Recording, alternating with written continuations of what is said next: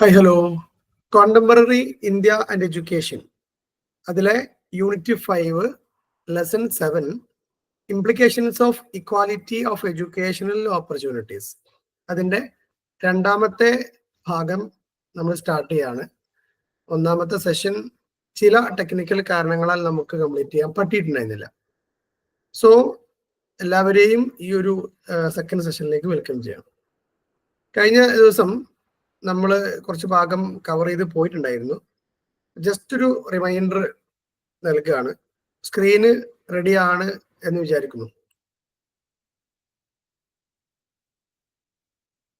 കാണുന്നില്ലേ? കാണുന്നുണ്ട്. Okay. So നമ്മുടെ നാട്ടില് ഡിസ്ക്രിമിനേഷൻ ഉണ്ട്, ഇക്വാലിറ്റി ഉണ്ട്.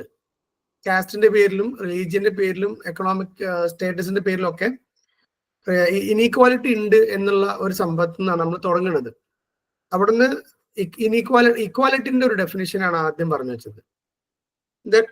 ഇക്വാലിറ്റിയെ കുറിച്ച് കോൺസ്റ്റിറ്റ്യൂഷനിൽ എന്തൊക്കെ ആർട്ടിക്കിളുകൾ എന്തൊക്കെ പറഞ്ഞു. അതിനുശേഷം അങ്ങനെ ഇനീക്വാലിറ്റി വരാനുള്ള കാരണങ്ങൾ, ഇനീക്വാലിറ്റി വരാനുള്ള കോസസ്, കാരണങ്ങൾ പറഞ്ഞു. ആൻഡ് പിന്നെ ഈക്വൽ ഓപ്പർച്യൂണിറ്റി പ്രൊവൈഡ് ചെയ്യാനുള്ള വെയ്സ് ആൻഡ് മീൻസ്, എന്തൊക്കെ മാർഗങ്ങൾ എന്ന് സൂചിപ്പിച്ചു. അതിനുശേഷം കൊത്തരി കമ്മീഷൻ ഈ ഒരു എഡ്യൂക്കേഷൻ ഫീൽഡിൽ പറഞ്ഞ കുറച്ച് നിർദ്ദേശങ്ങൾ പറഞ്ഞു. അതേപോലെ തന്നെ position of equality in educational opportunities in Tamil Nadu കൊടുക്കുന്ന ഇക്വാലിറ്റി ഇൻ ഓപ്പർച്യൂണിറ്റീസ് എന്തൊക്കെ, അത്തരം കുറച്ച് കാര്യങ്ങൾ ഇവിടെ ഡിസ്കസ് ചെയ്തു. പിന്നെ ഇനീക്വാലിറ്റി കുറച്ച് കോസസ്, വീണ്ടും അതിനെ രണ്ട് തരം കോസസ് ആക്കി പറഞ്ഞതാണ്: natural inequality and man-made inequalities. അതിൽ തന്നെ പിന്നീട് സോഷ്യൽ, അടുത്തൊരു ടേമിലേക്ക് പോയതാണ് social inequality. Then social inequality ഉണ്ടാകുന്ന കാരണങ്ങൾ, പിന്നീട് ഇനീക്വാലിറ്റി ഇൻ എഡ്യൂക്കേഷൻ, അതിൻ്റെ ഒരു മീനിങ് എന്താണ്, കോസസ് എന്താണ്, അങ്ങനെ ഡിസ്ക്രിമിനേറ്റിംഗ് സോഷ്യൽ ഗ്രൂപ്പുകൾ, അതിൻ്റെ ഒരു കോസസിന്റെ ഭാഗമായിട്ട് ഇങ്ങനെ തുടർന്നു വരികയാണ്. എഡ്യൂക്കേഷണൽ ഫീൽഡിലുള്ള ഇനീക്വാലിറ്റിന്റെ ഭാഗം മാർജിനലൈസേഷൻ ഓഫ് സോഷ്യൽ ഗ്രൂപ്പ്. അതിൽ marginalised children and their characteristics എന്നുള്ള ഈ ഒരു ടേം, അതിൽ 10 ക്യാരക്ടറിസ്റ്റിക്സ് പറയുന്നുണ്ടായിരുന്നു. ദെൻ സോഷ്യൽ ഇനീക്വാലിറ്റി എന്നുള്ള ടേമിന്റെ, അങ്ങനെ ഒരു ടേമിനെ പരിചയപ്പെടുത്തുന്നു. ഇതെല്ലാം ഒരുപോലെ തന്നെയാണ്, ഏകദേശം എല്ലാ ടേമിലും വരുന്ന പോയിന്റ്സ് ഒരുപോലെ തന്നെയാണ്. Then caste based social inequality, അങ്ങനെ സോഷ്യൽ ഇനീക്വാലിറ്റിന്റെ ഓരോ സബ് പോയിന്റുകളാണ് ഇനി പറയാൻ പോണത്. ഒന്ന് caste based social inequality, gender based inequality, class based inequality. അത് കഴിഞ്ഞാൽ step may be taken to reduce the class struggle in the society. ഒരു ഇനീക്വാലിറ്റിയാണ് ക്ലാസ് സ്ട്രഗിൾസ് അല്ലെങ്കിൽ ക്ലാസ് ബേസ്ഡ് ഇനീക്വാലിറ്റി. സോ അതിനെ എങ്ങനെ നമുക്ക് റെഡ്യൂസ് ചെയ്യാം. Then inequality related to region, അതുപോലെ തന്നെ education to eliminate social inequality. ഈ ഇനീക്വാലിറ്റി, ഏത് ഇനീക്വാലിറ്റി ആണെങ്കിലും അതിനൊക്കെ റിഡ്യൂസ് ചെയ്യാനുള്ള ഒരു വെപ്പൺ എന്ന് പറയുന്നത് എഡ്യൂക്കേഷൻ ആണ് എന്ന് പറഞ്ഞു വെച്ചിട്ടുണ്ടായിരുന്നു. പിന്നെ ഈ പോയിന്റുകളാണ് നമ്മൾ ലാസ്റ്റ് പറഞ്ഞുകൊണ്ടിരുന്നത്. ഓക്കെ, അപ്പൊ ഇവിടെ നിന്നാണ് നമ്മൾ ഇന്നത്തെ ക്ലാസ് സ്റ്റാർട്ട് ചെയ്യുന്നത്. Education to eliminate social inequalities. നമുക്ക് അറിയുന്ന കുറെ പോയിന്റ്സ് തന്നെയാണ് ഇതിലുള്ളത്, എങ്കിലും ബുക്കിൽ എന്ത് പറഞ്ഞു എന്നുള്ളതൊന്ന് മനസ്സിലാക്കാൻ വേണ്ടിയാണ് ഇവിടെ ഇത് പറയുന്നത്. So education for all children at all levels should be our goal. നമ്മൾ നേരത്തെ പറഞ്ഞു, എഡ്യൂക്കേഷൻ ആണ് ഇനീക്വാലിറ്റി തടയാനുള്ള ഏറ്റവും പ്രധാനപ്പെട്ട ഒരു വെപ്പൺ എന്ന് പറയുന്നത്. സോ അതുകൊണ്ട് തന്നെ എല്ലാവർക്കും എഡ്യൂക്കേഷൻ കൊടുക്കുക എന്നുള്ളതാണ് ഒന്നാമത്തെ സോഷ്യൽ ഇനീക്വാലിറ്റി എലിമിനേറ്റ് ചെയ്യാനുള്ള ഒന്നാമത്തെ കാരണം, അല്ലെങ്കിൽ ഒന്നാമത്തെ ഒരു വഴി എന്ന് പറയുന്നത്. So school education should B provide free of cost. എല്ലാവർക്കും ഫ്രീ ആയിട്ട് കൊടുക്കണം വിദ്യാഭ്യാസം, എങ്കിൽ എല്ലാവരും വിദ്യാഭ്യാസം നേടും. അതേപോലെ തന്നെ പോവർട്ടി കൊണ്ട് no child shall be allowed to give up due to poverty. ദാരിദ്ര്യം കൊണ്ട് ഒരാൾ നിർത്തി പോകരുത്. അഥവാ പോയിന്റ് ഇത്രയാണ്, എഡ്യൂക്കേഷൻ ഫോർ ഓൾ, അല്ലെങ്കിൽ എൻഷുർ എഡ്യൂക്കേഷൻ ഫോർ ഓൾ. അതാണ് ഒന്നാമത്തെ പോയിന്റ്. രണ്ട്, എഡ്യൂക്കേഷൻ ടു ദ മാർജിനലൈസർ ആണ്. അതിൽ തന്നെ വരുന്നതാണ് ആക്ച്വലി, പക്ഷെങ്കിലും ഒന്നുകൂടി സ്പെസിഫൈ ചെയ്ത് പറയാണ്. മാർജിനലൈസ്ഡ് ആയ ആളുകള്, ബാക്ക്വേർഡ് ആയ ആളുകള്, മാറ്റി നിർത്തപ്പെട്ട ആളുകൾക്ക് എഡ്യൂക്കേഷൻ കൊടുക്കണം. 3, റിസർവേഷൻ ഓഫ് സീറ്റ്സ് ആണ്. അത് ഹയർ എഡ്യൂക്കേഷനിലും പ്രൊഫഷണൽ എഡ്യൂക്കേഷനിലൊക്കെ പ്രത്യേകിച്ച് മാർജിനലൈസ്ഡ് ആയ ബാക്ക്വേർഡ് ആയ ആളുകൾക്ക് റിസർവേഷൻ കൊടുക്കുക എന്നുള്ളതാണ് third point. Fourth one, quality education should be established. ഉള്ള എഡ്യൂക്കേഷൻ സിസ്റ്റത്തിൽ ക്വാളിറ്റി വർദ്ധിപ്പിക്കുക. അപ്പം കുറച്ചുകൂടി ലേണിംഗ് ഔട്ട്കംസ് ട്രാൻസാക്ട് ചെയ്യപ്പെടും, ആളുകൾ കുറച്ചുകൂടി ബോധവൽക്കരിക്കപ്പെടും. Okay. 5, every child should have access to primary school within the distance of 2 kilometre. അഥവാ എഡ്യൂക്കേഷൻ ഫോർ ഓൾ എന്നുള്ളതിന്റെ ഒക്കെ ബാക്കി പോയിന്റ്സ് ആണ്.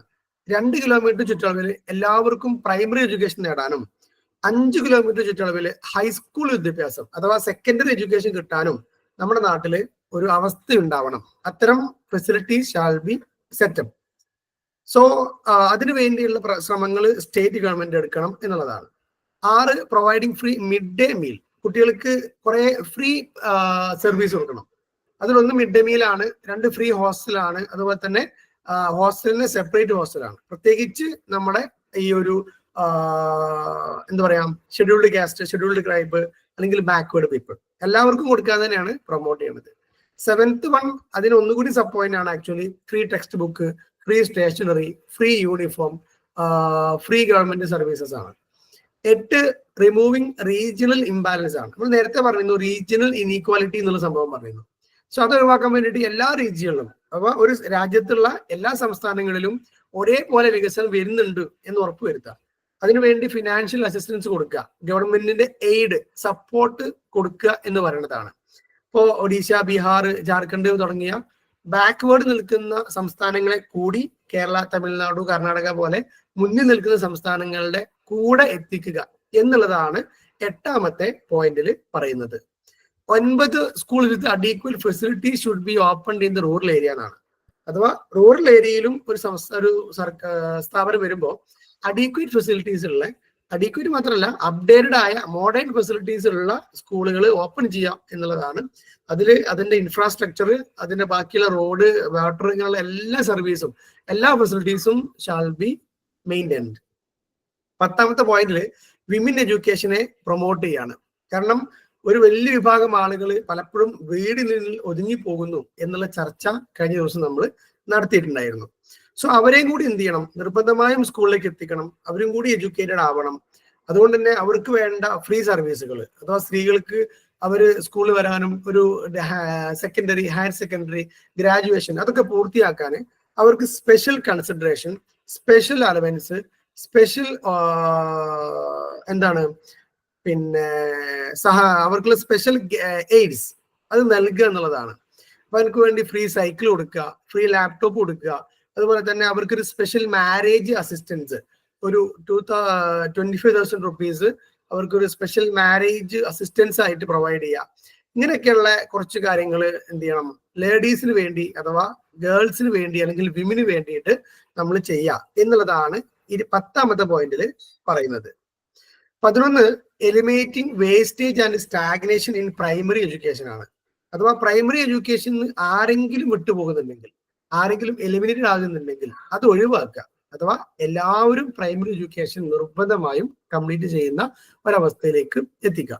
കാരണം പ്രൈമറി എഡ്യൂക്കേഷൻ ലെവൽ തന്നെ നമുക്ക് എന്ത് പ്രൊവൈഡ് ചെയ്യാൻ പറ്റും, അവരോട് ഇനീക്വാലിറ്റി ഒഴിവാക്കണം, എല്ലാവരെയും ഈക്വലായി കാണണം, social equality, regional equality, religious ആയിട്ടുള്ള ഈക്വാലിറ്റി എല്ലാം നമുക്ക് എൻഷുർ ചെയ്യാൻ പറ്റും. 12, സ്കോളർഷിപ്പും എഡ്യൂക്കേഷണൽ ലോൺസും പ്രൊവൈഡ് ചെയ്യാം എന്നുള്ളതാണ്. So provide bank loans, nominal rates of interest, അങ്ങനെയുള്ള എല്ലാ സംഭവങ്ങളും അഥവാ പുവർ ആയിട്ടുള്ള സ്റ്റുഡൻസിന് അവരുടെ എഡ്യൂക്കേഷൻ, അവരുടെ സ്കോളർഷിപ്പ്, അവർക്ക് ലോണ്, അങ്ങനെയുള്ള കാര്യങ്ങളൊക്കെ പ്രൊവൈഡ് ചെയ്യാം എന്നുള്ളതാണ് 12ാമത്തെ പോയിന്റിൽ പറയുന്നത്. 13, secondary education should be vocationalised. Vocational higher secondary അല്ലെങ്കിൽ വൊക്കേഷണൽ എഡ്യൂക്കേഷനെ പ്രൊമോട്ട് ചെയ്യുക എന്ന് പറയുന്നതാണ്. അതിന്റെ ഭാഗമായിട്ട് കേന്ദ്ര ഗവൺമെന്റ് പല സ്ഥാപനങ്ങളും അല്ലെങ്കിൽ വൊക്കേഷണൽ ഹയർ സെക്കൻഡറികളൊക്കെ ഓപ്പൺ ആക്കിയിട്ടുണ്ടായിരുന്നു. വൊക്കേഷണൽ കോഴ്സസ് സ്റ്റാർട്ട് ചെയ്തിട്ടുണ്ട്. സോ ഒരു വൊക്കേഷണൽ എഡ്യൂക്കേഷൻ കൊടുക്കുമ്പോൾ ആളുകൾക്ക് എഡ്യൂക്കേഷനുമായി വൊക്കേഷനുമായി, സോ അതിലൂടെ ഒരു ജോബ് സെലക്ട് ചെയ്യാനും ആ ജോബിലേക്ക് എത്താനും ആളുകൾക്ക് പറ്റും എന്നുള്ളതാണ്. സ്റ്റുഡൻസിന് ഒരു ജോബ് ഓറിയന്റഡ് ലേണിംഗ് സാധ്യമാകും എന്നുള്ളതാണ് വൊക്കേഷണലൈസ്ഡ് എഡ്യൂക്കേഷന്റെ ഒരു importance. 14, work experience should be made integral part of education at all level.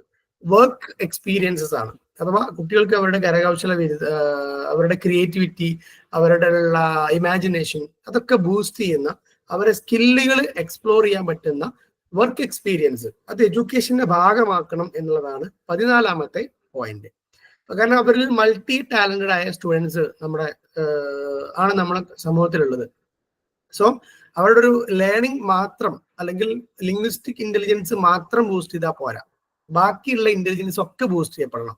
So അതിനുവേണ്ടി ഒരു വർക്ക് എക്സ്പീരിയൻസിന്റെ മൊഡ്യൂളുകൾ നിർബന്ധമായും അവർക്ക് പ്രാക്ടീസ് ചെയ്യാൻ പറ്റണം. 15 in all private school, public school and special public school functioning in hill stations, അഥവാ നമ്മുടെ എന്താ പറയാ റിമോട്ട് ഏരിയാസ്, അത്തരം മേഖലയിലൊക്കെ ഈ പബ്ലിക് സ്കൂളും അതുപോലെ പ്രൈവറ്റ് സ്കൂളും സ്പെഷ്യൽ പബ്ലിക് സ്കൂളുകളും അല്ലെങ്കിൽ സ്പെഷ്യൽ സ്കൂൾസും ഒക്കെ ഫങ്ഷൻ ചെയ്യണം. അഥവാ എല്ലാ മേഖലയിലും റീജിയണൽ ഇംബാലൻസ് ഒഴിവാക്കാൻ വേണ്ടി എല്ലാ മേഖലയിലും എന്ത് കൊടുക്കണം, നമ്മുടെ പ്രൈവറ്റ് സ്കൂളും പബ്ലിക് സ്കൂളും എല്ലാ സ്കൂളുകളും അല്ലെങ്കിൽ എഡ്യൂക്കേഷണൽ ഫെസിലിറ്റീസ് പ്രൊവൈഡ് ചെയ്യണം. 25% of seats should be reserved for qualified students living in the neighborhood at free of cost. അഥവാ തന്റെ ഏറ്റവും തൊട്ടടുത്തുള്ള എഡ്യൂക്കേഷണൽ ഇൻസ്റ്റിറ്റ്യൂഷനിൽ പഠനം പൂർത്തിയാക്കാൻ കുട്ടികൾക്ക് അവിടെ റിസർവേഷൻ കൊടുക്കണം. 25% റിസർവേഷൻ അടുത്തുള്ള സ്കൂളുകളിലുള്ള കുട്ടികൾക്ക് കൊടുക്കണം എന്നുള്ളതാണ് ഈ ഒരു 15ാമത്തെ പോയിന്റിൽ പറയുന്നത്. ദെൻ 16ാമത്തെ പോയിന്റിലേക്ക് പോകുമ്പോൾ admit students without any discrimination based on caste, religion and class. Admission ഒരിക്കലും caste based, religion based, class based ആകരുത്. അത്തരം ഡിസ്ക്രിമിനേഷൻ പാടില്ല എന്നുള്ളതാണ് 16. So education to all, education for all. 17 in government aided schools appointments of teachers as well as admissions of students based on caste and religion should be forbidden. അഥവാ ടീച്ചേഴ്സിനെ appoint ചെയ്യുകയാണെങ്കിലും കുട്ടികൾക്ക് aided സ്കൂളിലൊക്കെ അല്ലെങ്കിൽ government സ്കൂളുകളിൽ കുട്ടികൾക്ക് appointment കൊടുക്കുകയാണെങ്കിലും, that means seat കൊടുക്കുകയാണെങ്കിലും ഒക്കെ അവിടെ ഒന്നും ഡിസ്ക്രിമിനേഷൻ പാടില്ല. റിലീജിയൻ ബേസ്ഡ് ആവരുത് അല്ലെങ്കിൽ കാസ്റ്റ് ബേസ്ഡ് ആകരുത് എന്നാണ് പറയുന്നത്. 18 in all residential schools and students hostel, students from all sections of the society should be admitted.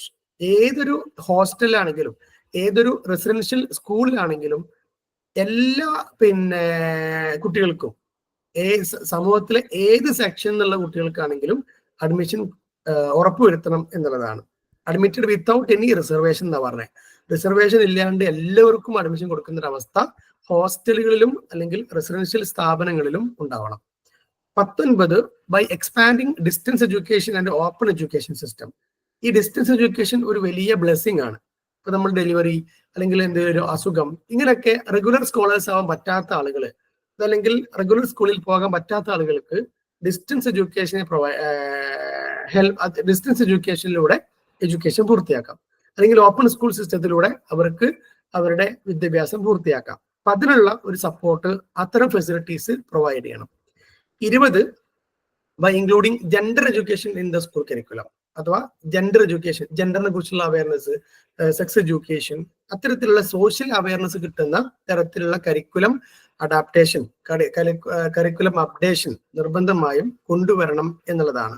So attitude of entertaining gender discrimination could be significantly reduced.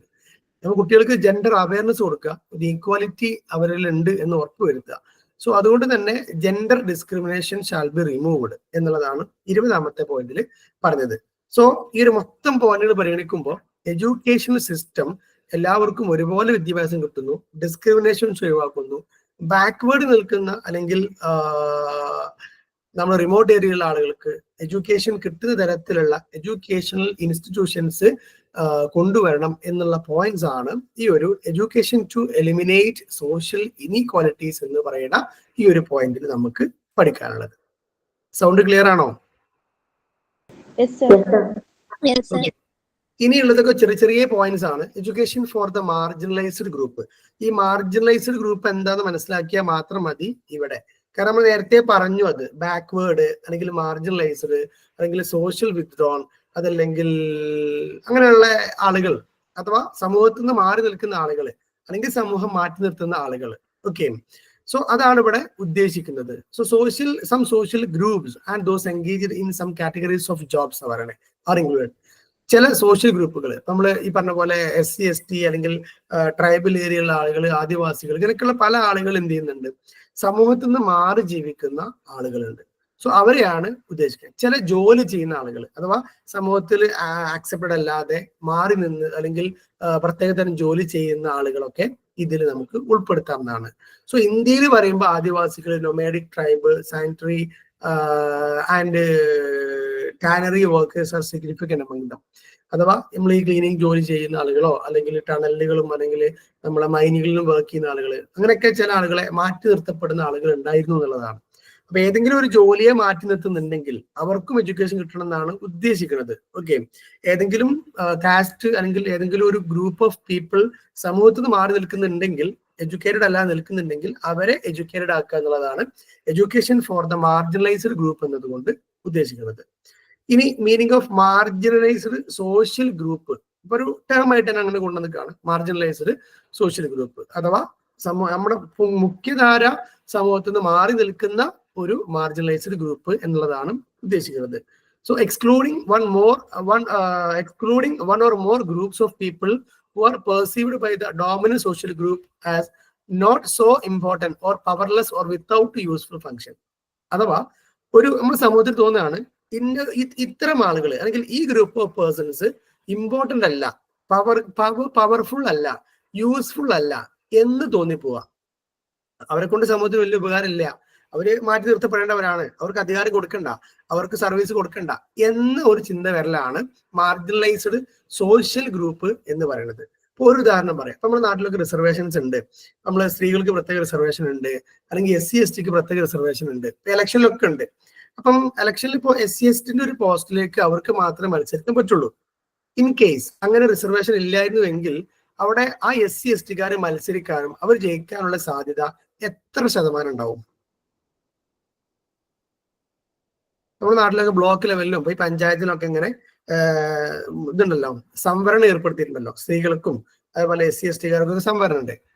അപ്പൊ സ്ത്രീകൾക്ക് സംവരണം ഇല്ലെങ്കിൽ അവിടെ എത്രത്തോളം സ്ത്രീകൾ മത്സരിക്കാനും വിജയിക്കാനും സാധ്യത ഉണ്ട് എന്നുള്ളതാണ് ഞാൻ ചോദിക്കുന്നത്. സ്ത്രീകളുടെ എണ്ണം കുറവായിരിക്കും. ഇനിയിപ്പോ സ്ത്രീകൾ പിന്നെ മത്സരിക്കും കൂട്ടിക്കോളെ. ഇപ്പൊ SC ST അല്ലെങ്കിൽ അങ്ങനെ ബാക്ക്വേർഡ് ആയ ഒരു ഗ്രൂപ്പിന് ഒരു റിസർവേഷൻ കൊടുത്തിട്ടില്ലെങ്കിൽ അവരൊരു ഇലക്ഷനിൽ വരാനും അവിടുന്ന് ജയിക്കാനും അങ്ങനെ ഒരു ഗവൺമെന്റിന്റെ ഭാഗമാവാനൊക്കെ ഉള്ള സാധ്യത വളരെ കുറവാണ് എന്നുള്ളതാണ് നമ്മൾക്ക് മനസ്സിലാക്കാറുള്ളത്. സോ റിസർവേഷൻ കൊടുക്കുമ്പോൾ എന്ത് ചെയ്യും, നിർബന്ധമായും അവർ കയറി വരും എന്നുള്ളതാണ് അതിന്റെ ഒരു പ്രത്യേകത. So who are perceived as A undesirable useless. അപ്പൊ ഇവിടെ മാർജിനലൈസ്ഡ് സോഷ്യൽ ഗ്രൂപ്പ് എന്ന് പറയുന്നത് സമൂഹം അവരെ യൂസ്ലെസ് ആയി, പവർലെസ് ആയി, നോട്ട് സോ ഇമ്പോർട്ടന്റ് ആയി, വിത്തൗട്ട് യൂസ്ഫുൾ ഫങ്ഷനിങ് ആയി മാറ്റി നിർത്തപ്പെട്ട ആളുകളാണ് മാർജിനലൈസ്ഡ് സോഷ്യൽ ഗ്രൂപ്പ് എന്ന് പറയുന്നത്. പീറ്റർ ലിയോനാർഡ് ഡിഫൈൻ ചെയ്ത ഒരു ഡെഫിനിഷൻ കൊടുത്തത് marginality as being outside the mainstream of productive activity. അല്ലെ, നമ്മളെ മുഖ്യ കാര്യം നിന്ന് മാറ്റി നിർത്തപ്പെട്ടിട്ടാണ്. കാരണം നമുക്ക് തോന്നുകയാണ് അവരെ കൊണ്ടൊന്നും കഴിയില്ല, അല്ലെങ്കിൽ അവർ വന്നിട്ട് എന്താക്കാനാ, അവർക്ക് ലീഡർഷിപ്പ് ഒന്നും ആവശ്യമില്ല എന്ന് നമുക്ക് തോന്നുന്നുണ്ടെങ്കിൽ അവരെന്താണ്, മാർജിനലൈസ്ഡ് ആയി പോകുന്നു എന്നുള്ളതാണ് പറയുന്നത്. സോ അത്തരം മാർജിനലൈസ്ഡ് സോഷ്യൽ ഗ്രൂപ്പിന്റെ ഒരു ക്യാരക്ടറിസ്റ്റിക്സ് ആണ് ഇവിടെ പറയുന്നത്. 6 ക്യാരക്ടറിസ്റ്റിക്സ് നമുക്ക് അവിടെ കാണാൻ പറ്റും. ഇവിടെ ഈ ഒരു സ്ലൈഡിൽ വരാൻ പോകുന്നത് ഈ മാർജിനലൈസ്ഡ് ആയ ആളുകൾ ആരൊക്കെയാണെന്നുള്ള കേട്ടോ. അതിലേക്ക് എത്തും മുമ്പ് എന്താണ് മാർജിനലൈസ്ഡ് സൊസൈറ്റിന്റെ ക്യാരക്ടറിസ്റ്റിക്സ്? നമ്മൾ നേരത്തെ പറഞ്ഞ അതൊക്കെ അവരുടെ ക്യാരക്ടറിസ്റ്റിക്സ് ആ. അവർക്ക് തന്നെ തോന്നും ഞങ്ങൾ പവർലെസ് ആണ്, അല്ലെങ്കിൽ ഞങ്ങൾക്ക് ഇമ്പോർട്ടൻസ് ഇല്ല എന്ന് അവർക്ക് തന്നെ തോന്നും എന്നുള്ളതാണ് കേട്ടോ. സോ ഇവിടെ പറയണത് ഇവിടെ subject to social differentiation by the people of the majority group. അഥവാ മെജോറിറ്റി ഗ്രൂപ്പുകൾ അവരോട് പറയും നിങ്ങൾ എന്താണ്, പവർലെസ് ആണ്, നിങ്ങൾ ഇമ്പോർട്ടന്റ് അല്ല എന്ന് അവരോട് പറയുന്ന തരം ആളുകളാണ്. 2 different physical activities and cultural behaviour. ഇവരുടെ ഫിസിക്കൽ ആക്ടിവിറ്റീസും അവരുടെ കൾച്ചറും ഡിഫറെന്റ് ആയിരിക്കും, കോമൺ കൾച്ചറിന് ഡിഫറെന്റ് ആയിരിക്കും. ഇപ്പൊ ഒരു ഉദാഹരണം പറയാം. ആദിവാസികൾക്ക് നാട്ടിൽ വരിക, നമ്മളെ പോലെ മെട്രോയിൽ കയറി യാത്ര ചെയ്യുക, അതല്ലെങ്കിൽ നമ്മളെ പോലെ ഒരു ഫ്ലാറ്റിൽ ജീവിക്കുക, അല്ലെങ്കിൽ എല്ലാവരുടെയും കൂടെ മിങ്കിൾ ചെയ്യുക എന്നൊക്കെ പറയുന്നത് അവരുടെ ഒരു ആക്ടിവിറ്റിക്ക് എതിരായിരിക്കും. സോ അവരെന്ത് ചെയ്യൂല, അങ്ങനെ ഒരു മുഖ്യധാരയിലേക്ക് വരാൻ സാധ്യതയില്ല. സോ അത്തരം ഡിഫറെന്റ് ആയ ആക്ടിവിറ്റി ഉള്ള, ഡിഫറെന്റ് കൾച്ചറുകളുള്ള ആളുകൾ മാർജിനലൈസ്ഡ് സോഷ്യൽ ഗ്രൂപ്പുകളായിരിക്കും എന്നുള്ളതാണ്. 3 people of such minority group develop A kind of unity and collective identity among themself. അവർക്കിടയിൽ എന്തുണ്ടാകും, ഒരു യൂണിറ്റിയും ഒരു കളക്റ്റീവ് ഐഡന്റിറ്റിയും ഒക്കെ ഉണ്ടാക്കിയെടുത്തിട്ടുണ്ടാവും. അവർക്കൊരു കോമൺ കൾച്ചർ ഉണ്ടാകും, അവർക്ക് കസ്റ്റംസ് ഉണ്ടാകും, അവർക്ക് പിന്നെ റിച്വൽസ് ഉണ്ടാകും. അത് അവരെന്ത് ചെയ്യും, അങ്ങനെ തുടർന്ന് കൊണ്ടുപോകും. And act as a group to face a common challenges collectively. അപ്പൊ അവര് ആക്ച്വലി അവർക്കിടയിൽ എന്തുണ്ട്, അങ്ങനെ ഒരു പിന്നെ ഗ്രൂപ്പ് ഉണ്ട്, അവർ അവരുടേതായ ഒരു രീതിയിൽ മുന്നോട്ട് പോകുന്നുണ്ട്. പക്ഷെ സമൂഹത്തിന്റെ കണ്ണ് നോക്കുമ്പോൾ അവരെന്തില്ല, സമൂഹവുമായി കോപ്പറേറ്റ് ചെയ്യുന്നില്ല എന്നുള്ളത് കാണാം. They have the norms to define who are all included in their group. ആരൊക്കെയാണ് അവരുടെ ഗ്രൂപ്പിൽ ഇൻക്ലൂഡ് ചെയ്യേണ്ടത്, ഇൻക്ലൂഡ് ചെയ്യേണ്ടാത്തത് എന്നൊക്കെ അവർക്ക് കൃത്യമായ ഡെഫിനിഷൻസ് ഉണ്ട്, കൃത്യമായ നോംസ് ഉണ്ട്. അപ്പം അവരുടെ ക്യാരക്ടറിസ്റ്റിക്സ് ഉള്ള ആളുകൾ മാത്രമേ അവരുടെ കൂടെ ജോയിൻ ചെയ്യുള്ളൂ എന്നുള്ളതാണ് അതിന്റെ ഒരു പ്രത്യേകത. So they show interest to marry only those in their respective group. അവർ അവരുടേതായ ഗ്രൂപ്പിൽ നിന്ന് മാത്രമേ മാരേജ് ചെയ്യുള്ളൂ, അവർ അവരുടേതായ ഗ്രൂപ്പിൽ മാത്രമേ. നിങ്ങൾ ഈ ബ്ലോഗുകളിലൊക്കെ ആഫ്രിക്കൻ ട്രൈബ്സിനെ കുറിച്ചൊക്കെ കേട്ടണോ? അവിടെയുള്ള ആളുകളുടെ ഒരു എന്തോ ഈ ചുണ്ടുമൽ വലിയ തോളൊക്കെ തുളക്കും, എന്നിട്ട് വളക്കെ ഇടുന്ന ടീമാണ്. വലിയ ഡ്രസ് ഇടാതെ നടക്കുക. അതുപോലെ തന്നെ അവരുടെ മാരേജ്, അവരിങ്ങനെ അവരുടെ ജീവിതം, അവരുടെ മാരേജ്, അതൊക്കെ ഒരു യുണീക്ക് ആയിരിക്കും. അവർക്ക് മാത്രമേ അവരുടെ ആ ഒരു കസ്റ്റംസിനെ എന്ത് ചെയ്യാൻ പറ്റുള്ളൂ, ആക്സെപ്റ്റ് ചെയ്ത് മുന്നോട്ട് കൊണ്ടുപോകാൻ പറ്റുള്ളൂ എന്നുള്ളതാണ്. ഇന്ത്യയിൽ തന്നെ അങ്ങനെ ഈ ഒരു റിമോട്ട് ഏരിയയിലൊക്കെ അങ്ങനത്തെ ആളുകൾ ഉണ്ട് എന്നാണ് പറയുന്നത്. So generally located at the outskirts of the village. ഇവർ പലപ്പോഴും ഉണ്ടാവുക ഈ കോമൺ ജനങ്ങളുടെ അടുത്തല്ല, ഔട്ട്സ്കേർട്സ് ഓഫ് ദ വില്ലേജ് ആണ്. നമ്മൾ വില്ലേജിന്റെ പുറത്ത്, അല്ലെങ്കിൽ ആൻഡ് വില്ലേജസ് ആൻഡ് ടൗൺസ്. ടൗണിലോ വില്ലേജിലോ ഒന്നും വരില്ല, അവർ കുറച്ച് റിമോട്ട് ഏരിയയിലേക്ക്, മലമ്പ്രദേശത്തോ കാടുകളിലോ ഒക്കെ എന്ത് ചെയ്യും, അവര് ജീവിക്കുന്നുണ്ടാകും എന്നുള്ളതാണ് അവരുടെ ഒരു പ്രത്യേകത. അല്ലെങ്കിൽ അവർ മാത്രം ഒരു ഗോത്രമായി ഒക്കെ ജീവിക്കുന്നുണ്ടാകും എന്നുള്ളതാണ്. സോ മാർജിനലൈസ്ഡ് സോഷ്യൽ ഗ്രൂപ്പിന്റെ ക്യാരക്ടറിസ്റ്റിക്സ് ആണ് ഇതിൽ നമ്മൾ പറഞ്ഞു വെച്ചത്. അപ്പൊ ഇത് നമ്മൾ സാധാരണ മാർജിനലൈസ്ഡ് ആവാൻ സാധ്യതയുള്ള ആളുകളെ കുറിച്ച് അത് പറയണ്ടോ. ഒന്ന്, സ്ത്രീകൾ മാർജിനലൈസ്ഡ് ആവാം.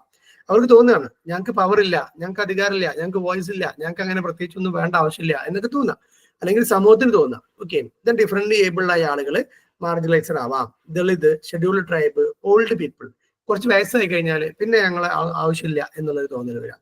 ദെൻ ഓർഫൻസ്, ട്രാൻസ്ജെൻഡേഴ്സ്, എന്തില്ല പേഴ്സ് എന്നുള്ളത് നിങ്ങൾക്ക് അറിയില്ല,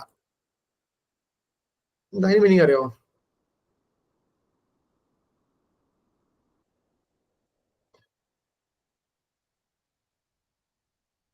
Individuals who suffer from leprosy, a chronic infectious disease.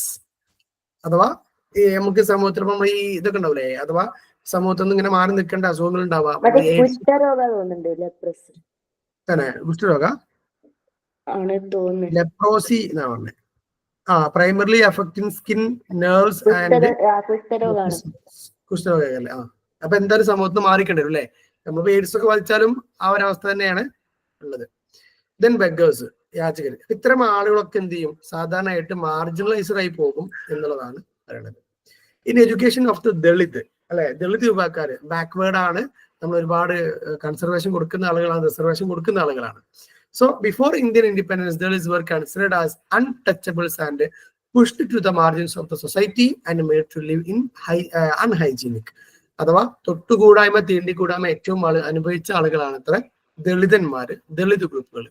അവര് ജീവിക്കുന്നത് സ്ലംസിലും അല്ലെങ്കിൽ ഐസൊലേറ്റഡ് ആയ അല്ലെങ്കിൽ ഔട്ട്സ്കേർട്സ് ഓഫ് ദ വില്ലേജിലൊക്കെയാണ് ദളിത് വിഭാഗക്കാർ ജീവിക്കുക എന്നാണ് പറയുന്നത്. സോ ഇന്ത്യയില് ദളിത് എന്താ പറയാ, ദളിതന്മാരുടെ ഒരു പോപ്പുലേഷൻ പറയുന്നുണ്ട്.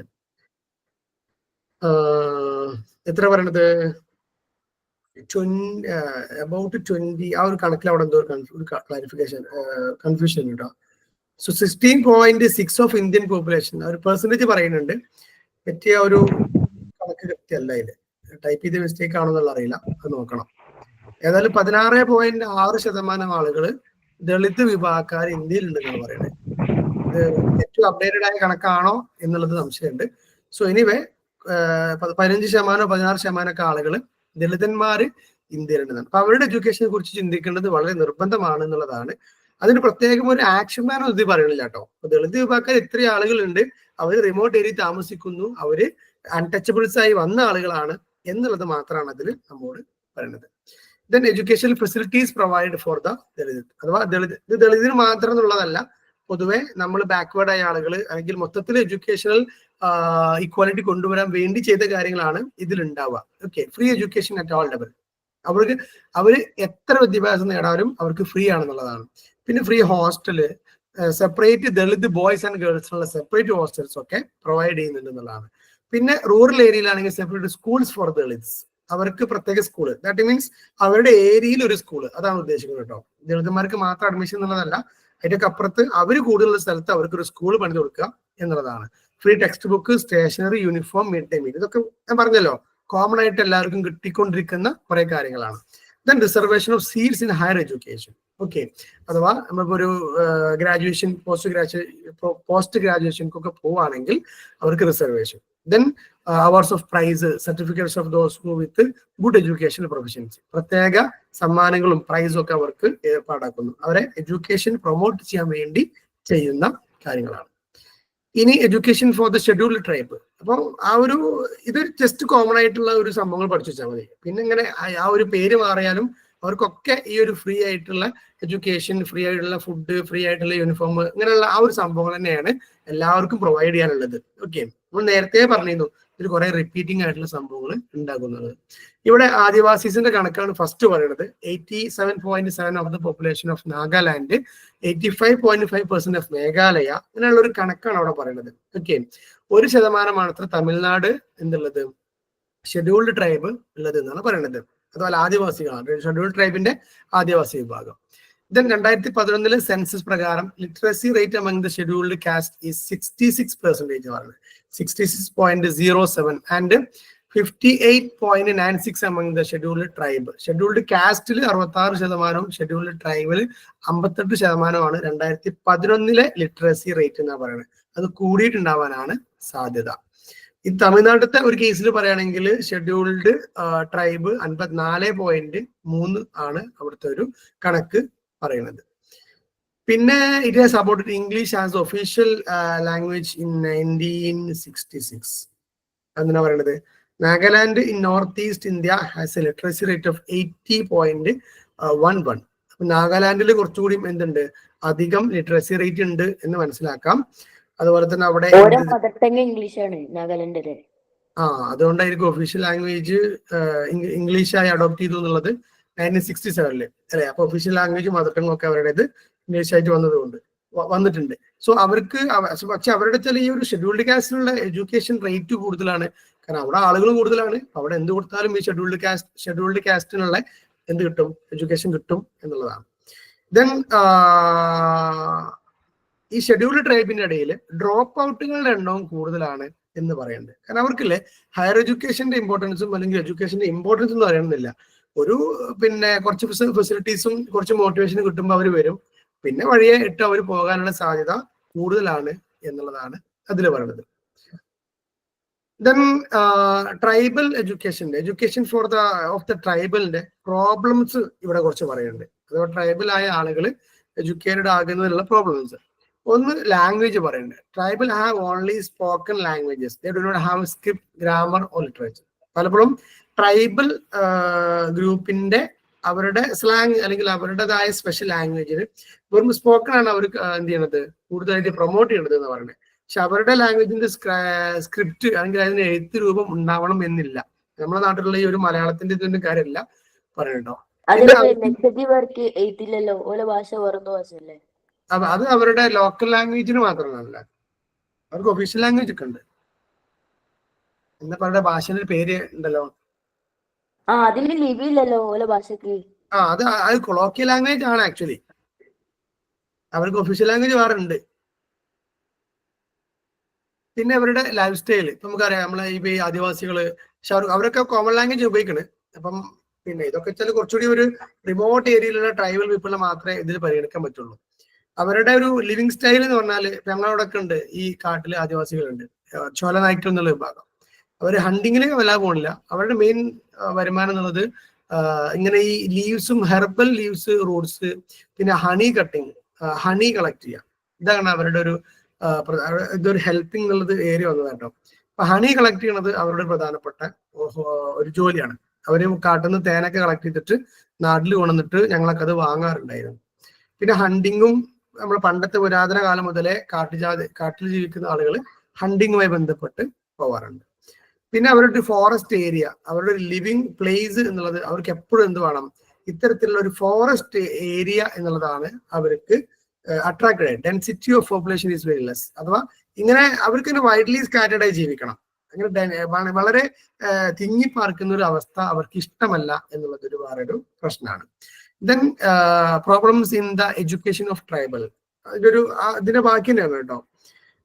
The instruction provided in school is not useful for the day-to-day life. അഥവാ ഇവർക്ക് ഒരു കാഴ്ചപ്പാട് പ്രകാരം സ്കൂളിൽ പോയി പഠിക്കുക അല്ലെങ്കിൽ അവിടുന്ന് കിട്ടുന്നതൊന്നും അതൊന്നും അല്ല ജീവിതം, അതൊന്നും ജീവിതത്തിന് ആവശ്യമില്ല എന്നുള്ളിടത്തൊക്കെയാണ് അവരുടെ ഒരു കാഴ്ചപ്പാട്. ശരിക്കും ജീവിക്കണമെങ്കിൽ സ്കൂൾ പോകണം എന്നുള്ള ഒരു കാഴ്ചപ്പാട് ഉണ്ടോ? ഇല്ല, അങ്ങനെ ഇപ്പൊ ഉണ്ടല്ലോ, മറ്റേ പ്രാക്ടിക്കൽ നോളജ് കമ്പനിയിലൊക്കെ വർക്ക് ചെയ്തിട്ട് സ്കൂൾ പോകാൻ. ശരിക്കും അങ്ങനെ ഇതൊന്നുമില്ല. അഥവാ സോഷ്യൽ കൺസ്ട്രക്റ്റിവിസം തന്നെ പറയണത് സൊസൈറ്റിയിൽ നിന്നൊക്കെ കിട്ടുന്നതാണ്. അത് ലാംഗ്വേജും കിട്ടും, നോളജ് കിട്ടും, ഒക്കെ സൊസൈറ്റിയിൽ നിന്ന് കിട്ടും. അതിനായിട്ട് സ്കൂളിൽ പോകണമെന്നൊന്നുമില്ല എന്നൊക്കെ തന്നെയാണ് ശരിക്കുള്ള ഒരു കോൺസെപ്റ്റ് കേട്ടോ. പിന്നെ ട്രൈബൽ ടീച്ചേഴ്സിന്റെ ഒരു ലാക്ക്, ഒരു അഭാവം, അതുപോലെ തന്നെ ഈ ഒരു പുതിയ ലാംഗ്വേജ് പഠിക്കാൻ അവർക്ക് ഒരു പ്രത്യേക വിമുഖത ഉണ്ട് എന്നാ പറയണേ ഈ ഒരു ട്രൈബൽ പേപ്പറിന്. അപ്പൊ അതൊക്കെ അവരുടെ ഈ ഒരു എഡ്യൂക്കേഷൻ അവർ ഫോളോ ചെയ്യുന്നതിന് തടസ്സമാണ് എന്ന് പറയാണ്. പിന്നെ they have their own music, their own folk songs അല്ലെ, അവർക്ക് അവരുടേതായ സംഗീതം ഉണ്ട്, അവരുടേതായ കൾച്ചർ ഉണ്ട്. അതൊക്കെ ഫോളോ ചെയ്യാന്നുള്ളതാണ് അവർക്ക് ഇഷ്ടം. നമ്മളിങ്ങനെ കൊണ്ടുവന്നിട്ട് നമ്മൾ ബുക്കിലെ പാട്ട് പോലും പഠിക്കണം, അല്ലെങ്കിൽ ബുക്കിൽ പറഞ്ഞ പോലെ ജീവിക്കണം എന്നൊന്ന് പറഞ്ഞാൽ അവർക്ക് പറ്റൂല എന്നുള്ളതാണ്. ഇനി ഷെഡ്യൂൾഡ് ട്രൈബിന് എങ്ങനെ നമുക്ക് വിദ്യാഭ്യാസം പ്രൊവൈഡ് ചെയ്യാം, അതിനുള്ള വേസ് ആൻഡ് മീൻസ്, മാർഗങ്ങളാണ്. ഒന്ന്, റെസിഡൻഷ്യൽ സ്കൂൾ സിസ്റ്റം കൊണ്ടുവരാം. അവ ഏത് റിമോട്ട് ഏരിയയിലുള്ള ആളുകൾക്കും വന്ന് താമസിച്ച് പഠിക്കാം. രണ്ട്, അവർക്കുള്ള വഴികൾ അഥവാ സർവീസുകൾ അല്ലെങ്കിൽ അവർക്കുള്ള ബേസിക് ഫെസിലിറ്റീസ് കൂട്ടിക്കൊടുക്കുക. കാരണം പാത്സ് ആൻഡ് റോഡൊക്കെ നിർമ്മിച്ചു കൊടുക്കുക, അപ്പൊ അവർ വന്നോളും. മൂന്ന്, ഡ്രോപ്പ് ഔട്ട് എന്ത് ചെയ്യണം, ഒഴിവാക്കാൻ ശ്രമിക്കുക. പരമാവധി വൊക്കേഷണൽ ട്രെയിനിങ് ഫോക്കസ് ചെയ്യുക. 4, ഫിനാൻഷ്യൽ എയ്ഡ്, അവർക്കുള്ള സാമ്പത്തികമായ സപ്പോർട്ട് കൊടുക്കുക. 5, സ്പെഷ്യൽ റിസർവേഷൻ കൊടുക്കുക, അവർക്ക് എന്ത് ചെയ്യണം, വന്ന് പഠിക്കാൻ വേണ്ട സീറ്റ് റിസർവ് ചെയ്യുക. 6, എന്ത് ചെയ്യണം, സർവശിക്ഷാ അഭിയാന്റെ കീഴിലേക്ക്, നമ്മുടെ എഡ്യൂക്കേഷൻ സിസ്റ്റത്തിന്റെ കീഴിലേക്കും അതുപോലെ തന്നെ നമ്മൾ പിന്നെ എഡ്യൂക്കേഷൻ ഫണ്ട് ചെയ്യുന്ന ഏജൻസികളുടെ കീഴിലേക്കൊക്കെ ഈ ഒരു ട്രൈബൽ ഏരിയാസും അവരുടെ എഡ്യൂക്കേഷനെയും മാറ്റി കൊടുക്കുക. അപ്പോൾ അവരെന്ത് ചെയ്യും, സ്കൂളുകളും ബിൽഡിങ്ങുകളും ഒക്കെ പണിത് കൊടുത്തോളും. അതുപോലെ തന്നെ അവിടെ വർക്ക് ചെയ്യുന്ന ടീച്ചേഴ്സിനുള്ള സ്പെഷ്യൽ അലവൻസ് കൊടുക്കുക. അപ്പൊ അവരെന്ത് ചെയ്യും, ട്രൈബൽ ഏരിയയിൽ പോയിട്ട് വർക്ക് ചെയ്യാൻ റെഡിയാവും. ദെൻ ഷോർട്ട് ടൈം ട്രെയിനിങ് കോഴ്സുകൾ, ഇവരെ മനസ്സിലാക്കാനും അവരുടെ ജീവിത സാഹചര്യം മനസ്സിലാക്കാനും how to teach the tribal people, അതിനു വേണ്ടി ഒരു സ്പെഷ്യൽ ട്രെയിനിങ് ഒക്കെ അറേഞ്ച് ചെയ്യുക. അതുപോലെ തന്നെ ട്രൈബൽ വെൽഫെയർ ബോർഡിന്റെ ഒരു ഇന്റഗ്രേറ്റഡ് വർക്കിംഗ് ഉണ്ടാക്കുക. കാരണം അവർക്ക് വേണ്ടി പ്രത്യേക ബോഡി ഉണ്ട്. അവരെന്ത് ചെയ്യണം, അവരുടെ എഡ്യൂക്കേഷൻ ഒക്കെ ഫോളോ ചെയ്യണം. അപ്പൊ നമ്മുടെ എഡ്യൂക്കേഷൻ ഡിപ്പാർട്ട്മെന്റും ഈ ട്രൈബൽ വിങ്ങും ഒക്കെ എന്ത് ചെയ്യണം, ഇൻകോപ്പറേറ്റ് ചെയ്യണം, ഇന്റഗ്രേറ്റ് ചെയ്യാം. 10 developing awareness among the tribal, വിദ്യാഭ്യാസത്തിന്റെ പ്രാധാന്യത്തെ കുറിച്ചിട്ടൊക്കെ അവർക്ക് എന്ത് ചെയ്യണം, അവയർനെസ് കൊടുക്കണം. 11, functional providing functional literacy related to agriculture, horticulture, marketing the medicinal herbs, അഥവാ അവരുടെ ജോലിയുമായി ബന്ധപ്പെട്ട വിദ്യാഭ്യാസം കൊടുക്കുക. അവര് ചിലപ്പോൾ എന്ത് ചെയ്യും, ഹണി കളക്ട് ചെയ്യും. ഹണി എങ്ങനെയാണ് കച്ചവടം ചെയ്യേണ്ടത്, ഹണി എങ്ങനെയാണ് മാർക്കറ്റ് ചെയ്യേണ്ടത്, ഹണി എങ്ങനെയാണ് ഹണിന്ന് വേറെ പ്രൊഡക്റ്റ് ഉൽപ്പാദിപ്പിക്കേണ്ടത്, ഇങ്ങനത്തെ എഡ്യൂക്കേഷൻ അവർക്ക് കൊടുക്കുക. അതുപോലത്തെ അവരുടെ ഹെർബൽസ്, നാച്ചുറൽ ഹെർബൽസ് എന്നുള്ള എന്തൊക്കെ പ്രോഡക്റ്റ് ഉണ്ടാക്കാം, അതെങ്ങനെ മാർക്കറ്റ് ചെയ്യാം, അതെങ്ങനെ കച്ചവടം ചെയ്യാം, അതിന് എവിടെയൊക്കെ ഡിമാൻഡ് ഉണ്ട്, അതിനെന്തൊക്കെ, അതിനെ കുറിച്ചുള്ള കൂടുതൽ അറിവുകൾ അത് പ്രൊവൈഡ് ചെയ്താൽ അവരെന്ത് ചെയ്യും, സ്കൂളിലേക്ക് വരും എന്നുള്ളതാണ്. ഏറ്റവും അവസാനമായിട്ട് നമുക്ക് പറയാനുള്ളത്, സ്ത്രീകളാണ് ഏറ്റവും വലിയ ദുർബലകൾ എന്ന് പറയാറുണ്ട് അല്ലെ. സോ ആ സ്ത്രീകൾക്ക് വേണ്ടിയുള്ള ഒരു എഡ്യൂക്കേഷൻ ആണ്. അപ്പോൾ ഇന്നത്തെ കാലഘട്ടത്തിൽ സ്ത്രീകളാണ് ദുർബലകൾ എന്ന് ഒരിക്കലും പറയാൻ കഴിയില്ല. സ്ത്രീകൾ ഭയങ്കരമായി ശാക്തീകരിക്കപ്പെട്ടിട്ടുണ്ട്, വിമൻ എംപവർമെന്റ് കൃത്യമായി നടപ്പിലാക്കപ്പെട്ടിട്ടുണ്ട് എന്നുള്ളതാണ്. Kerala and Mizoram which have attained 100% literacy among the female അല്ലെ, നമുക്ക് കൈയടിച്ചുകൊണ്ട് നമ്മുടെ സംസ്ഥാനത്തിന്റെ പേര് വായിക്കാം. ആൻഡ് രാജസ്ഥാനിൽ 52.12 അല്ലെ, 52.12% മാത്രമാണ് വിമൻ എഡ്യൂക്കേഷൻ ഉള്ളതെന്നാണ്. ദെൻ മൊത്തത്തിൽ നോക്കുമ്പോൾ ഓൾ പെർസെൻറ്റേജ് നോക്കുമ്പോൾ ലിറ്ററസി റേറ്റ് എന്ന് പറയുന്നത് 81.3 ആണ് ഇത്രേ. And four men and 65.44 women. അഥവാ 81% പുരുഷന്മാർ വിദ്യാഭ്യാസം നേടുമ്പോൾ 65% സ്ത്രീകൾ മാത്രമേ വിദ്യാഭ്യാസം നേടുന്നുള്ളൂ.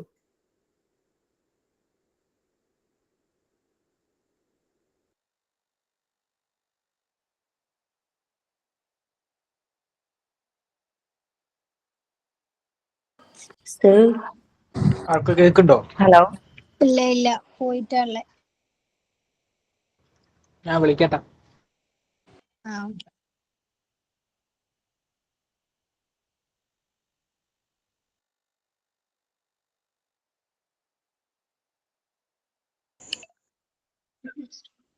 നമ്മൾ കട്ട് ചെയ്യണോ അതോ സാറ് വരുമോ ഇനി?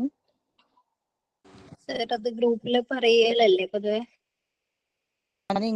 ഞാനിങ്ങനെ ഇതുവരെ ഈ സമയത്ത് ഉണ്ടാവാറില്ല. ഇന്നലെ കട്ടായപ്പോഴൊന്നും ഞാൻ ഉണ്ടായിരുന്നില്ല.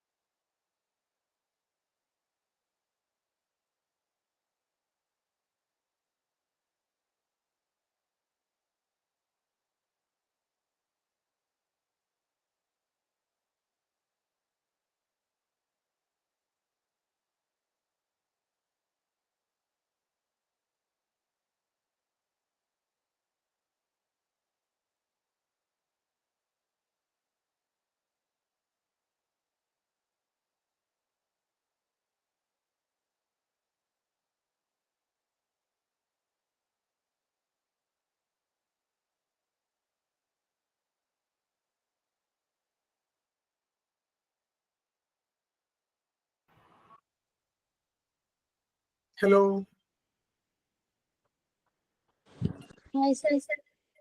യെസ്, ഏതുവരെ നെറ്റ്വർക്ക് ഇഷ്യൂ വന്നു തോന്നുന്നു അല്ലേ? അതെ സർ. ഏതുവരെ കേട്ടെ? അഭിമാനത്തോടെ നമുക്ക് കേരളത്തിന്റെ പേര് പറയാം. Okay. So let me share screen കാണുന്നുണ്ടല്ലോ അല്ലേ? No sir. ഇല്ലല്ലോ. ഓക്കെ ജസ്റ്റ് സെക്കൻഡ്, ഷെയർ ചെയ്തിട്ടില്ല.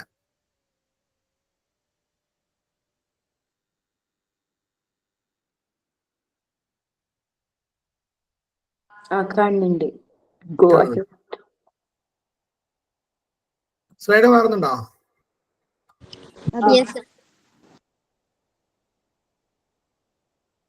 എഡ്യൂക്കേഷൻ ഓക്കെ, ഇതാണ് കഴിഞ്ഞത് കേട്ടോ. ഇനി ദാറ്റ് മീൻസ് കേരള 100% ലിറ്ററസി ഉണ്ട് എന്നാ പറഞ്ഞത്.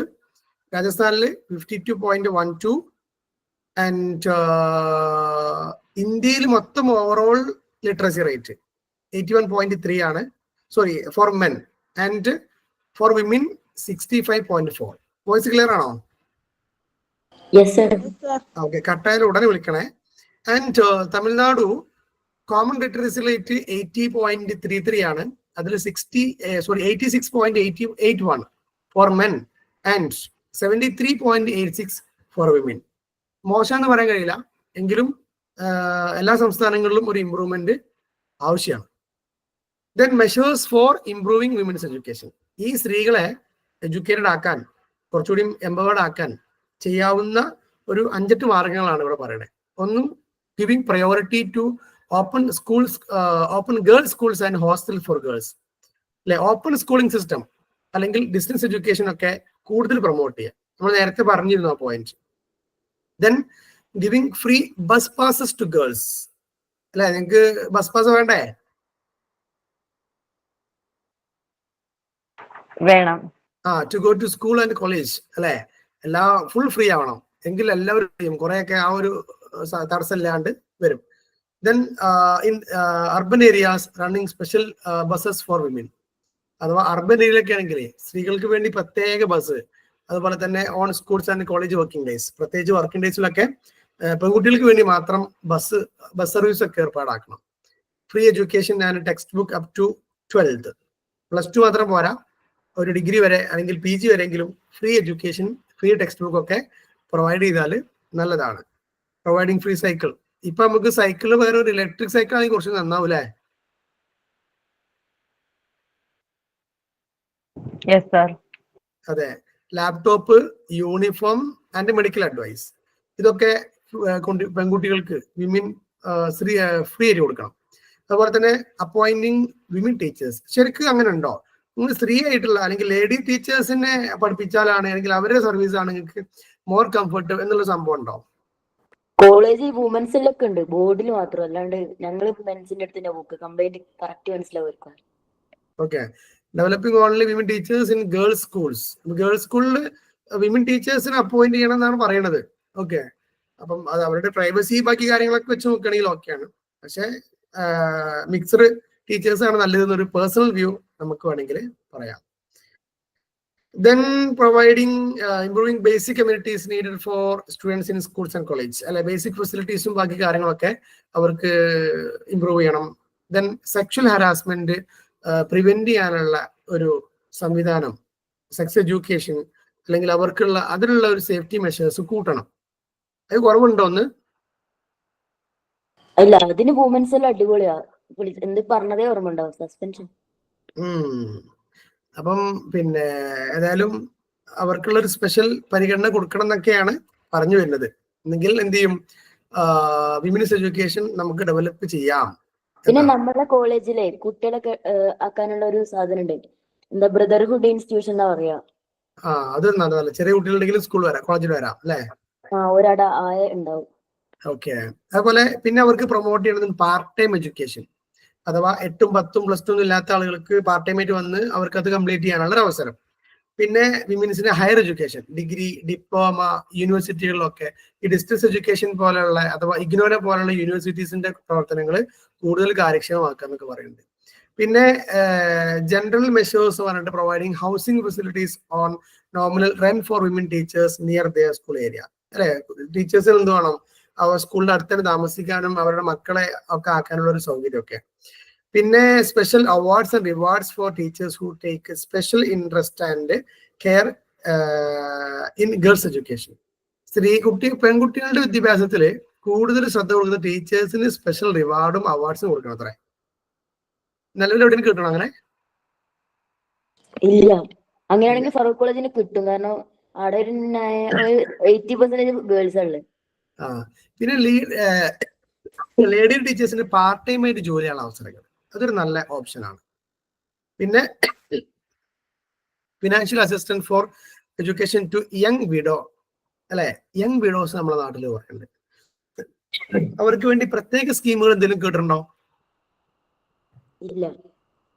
ഇല്ല. അപ്പൊ യങ് വിഡോസ് അതൊരു വലിയൊരു സങ്കടമാണ്. ഈ യങ് വിഡോ അല്ല, സാധാരണ ഇപ്പോ കുറച്ച് ഓൾഡ് ആയിട്ട് വിഡോ ആണെങ്കിലും അവർക്ക് പ്രത്യേക എഡ്യൂക്കേഷണൽ ഓപ്പർച്യൂണിറ്റീസും അതുപോലെ തന്നെ ജോബ് ഓപ്പർച്യൂണിറ്റീസും വേണം എന്നുള്ള ഒരു വ്യൂ കൂടി ഇതിൽ പറഞ്ഞു വെക്കുന്നുണ്ട്.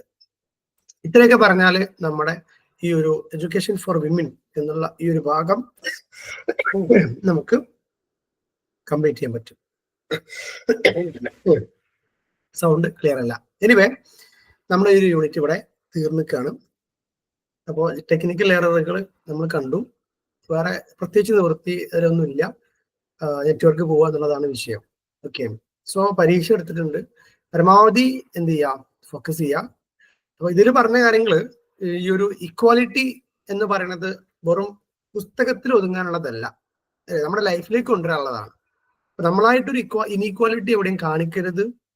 whenever we face the inequality we have to raise our voice against it. നിർബന്ധമായിട്ട് നമ്മൾ അതിനെതിരെ പ്രതികരിക്കണം എന്നുള്ളതാണ്. അങ്ങനെ പ്രതികരണ മനോഭാവമുള്ള ഒരു കൂട്ടം അധ്യാപകരായി എല്ലാവരും വളരട്ടെ എന്ന് ആശംസിച്ചുകൊണ്ട് let me conclude or wind up today's class. Thank you.